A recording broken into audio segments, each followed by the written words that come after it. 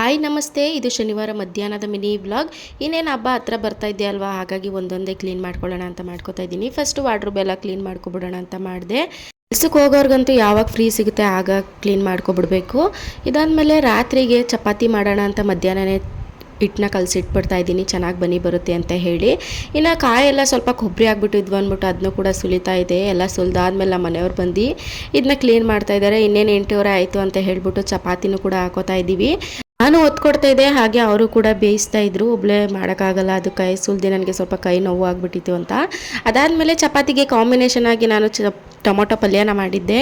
So ಊಟ ಎಲ್ಲ ಆದಮೇಲೆ ಇವ್ರಿಗೆ ಹಾಫ್ ಬಾಯ್ಲ್ ತಿನ್ನಬೇಕು ಅಂತ ಆಸೆ ಆಯ್ತಂತೆ, ಹಾಗಾಗಿ ಅವರೇ ಹಾಕೋತಾ ಇದ್ದಾರೆ ನೋಡಿ.